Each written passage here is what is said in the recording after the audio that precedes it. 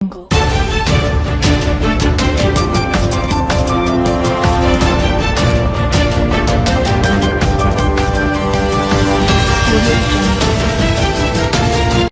आज तक 24/7 न्यूज में आपका स्वागत है और मैं हूं आपके साथ निकिता श्रीवास्तव। आइए रुक करते हैं आज की तमाम बड़ी खबरों का।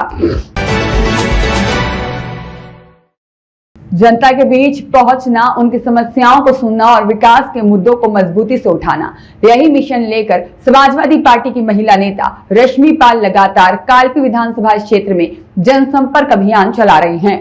नंबर 2, कपूरथला के अजीत गांव-गांव और मोहल्लों में पहुंचकर रश्मि पाल लोगों से सीधे संवाद कर रही है। महिलाओं की सुरक्षा, युवाओं के रोजगार, किसानों की परेशानियों और क्षेत्र के विकास से जुड़े मुद्दों को लेकर वह जनता की राय जान रही हैं और उनके समाधान का भरोसा भी दिला रही हैं।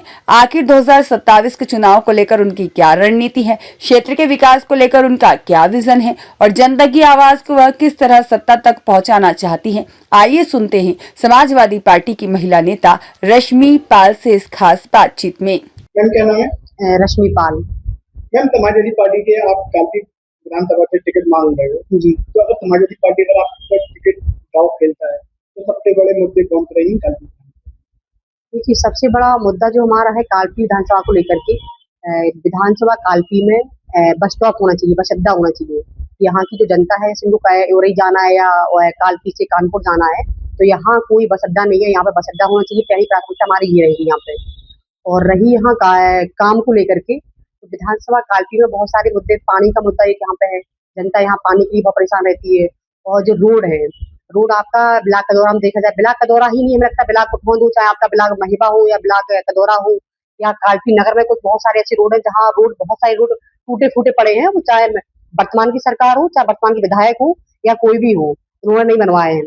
आपका ब्लाक कदौरा में देखा जाए, आपका बरही बम्बा से लेकर के जो रोड जाता है गुलौली के लिए, इतना बेकार रोड है। यदि वहाँ व्यक्ति कोई बीमार पड़ जाता है तो उनको यदि उपचार के लिए कहीं बाहर कालपी या आपका झांसी या उरई जाना पड़ जाए तो मुझे नहीं लगता कि वो समय से वहां पहुंच पाएंगे और समय से उनका उपचार हो पाएगा। तो विधानसभा कालपी में बहुत सारे ऐसे मुद्दे हैं। पानी का मुद्दा है, वर्तमान देखा जाए बीजेपी सरकार ने चलाई थी योजना, नमामि गंगे वाली योजना। तो अभी आपका ब्लाक कदौरा में गाँव पड़ता है आपका जमरेही। तो जमरेही में जब वहां मैं गई तो मुझे गाँव के कुछ बुजुर्ग लोग मुझे वहां मिले, तो उन्होंने मुझे बताया कि मैडम मेरे यहाँ गाँव में टंकी तो बन गई है, लेकिन मेरे यहाँ बोले पानी की लाइनें बिछी है, पानी नहीं आ रहा मेरे यहाँ गाँव में। तो ऐसे जमरेही के अलावा ऐसे बहुत सारे ऐसे गाँव हैं कि जहाँ पानी की बहुत ज्यादा किल्लत है। तो मुझे लगता है कि पानी का मुद्दा भी एक यहाँ विधानसभा काफी में एक अहम मुद्दा है।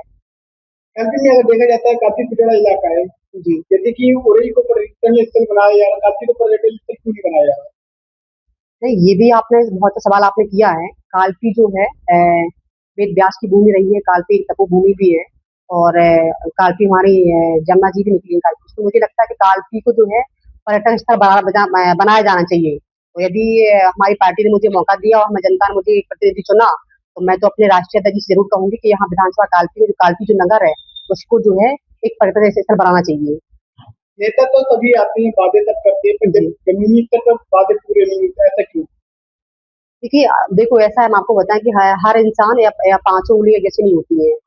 कोई व्यक्ति कहता है, कोई व्यक्ति करके दिखाता है, तो हर व्यक्ति ऐसा नहीं है। यदि आप देखो जैसे हम भी एक जनता बीच में काम करते हैं, यदि जनता ने मुझे मौका दिया, पार्टी ने मुझे मौका दिया, हम ऐसा कुछ करके दिखाएंगे तो जनता हमें जुड़ी रहेगी। यदि व्यक्ति ऐसा कुछ करके नहीं दिखाता है तो जनता उनका साथ छोड़ देगी उनका। जैसे कि राष्ट्रीय लेकर आदरणीय लीडर कहा टिकट उसको दिया जाएगा जो जमीनी स्तर पर काम करेगा जी, ये सही बात है?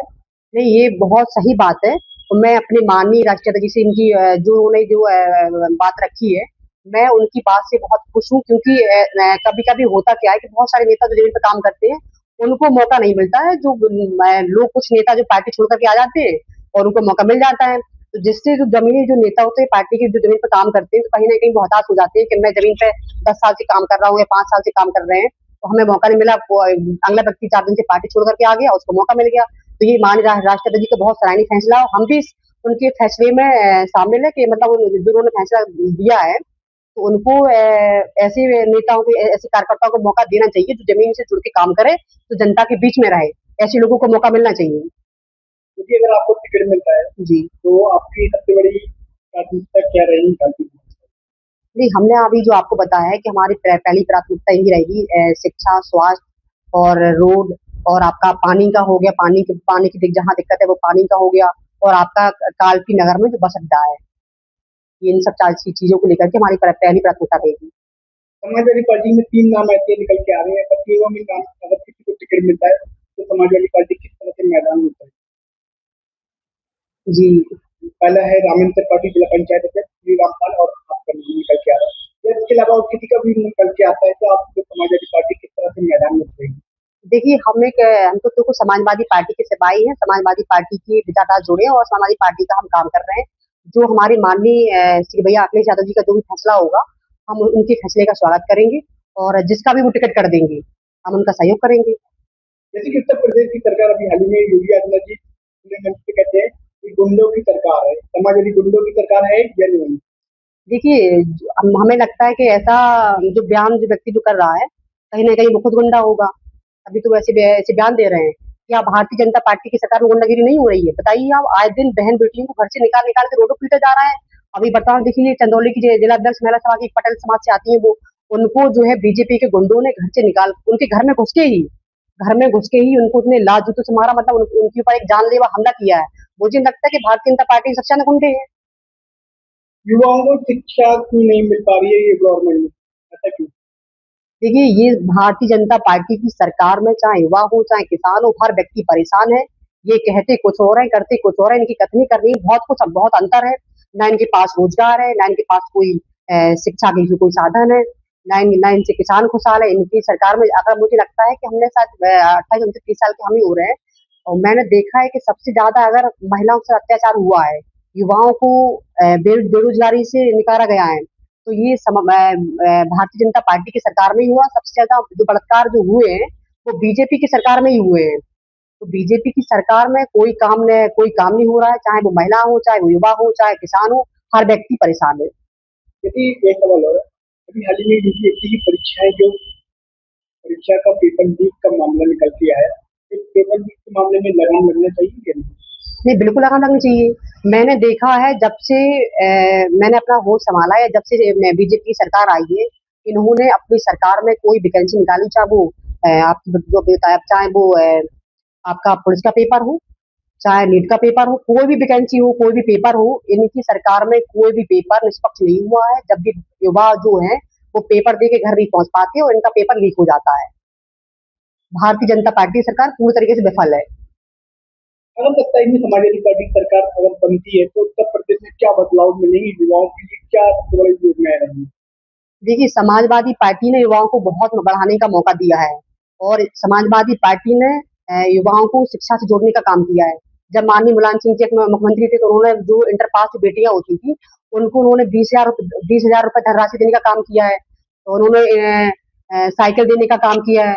और जब हमारे भैया श्री अखिलेश यादव जी जो है मुख्यमंत्री बने, तो उन्होंने बेटियों को, युवाओं को, चाहे बेटी हो चाहे बेटा हो, उनको लैपटॉप देने का काम किया है। समाजवादी पार्टी ने हमेशा युवाओं को शिक्षा जोड़ने का काम किया है, और बीजेपी ने कुछ नहीं किया है। बताइए बीजेपी क्या कर रही है?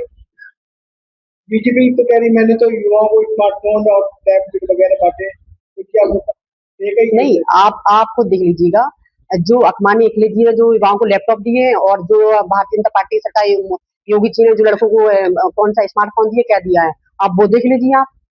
भाई बच्चे उससे पढ़ नहीं रहे हैं, बच्चे उसमें गेम खेल रहे हैं, आपको बताएं। अभिषेक कुमार की रिपोर्ट।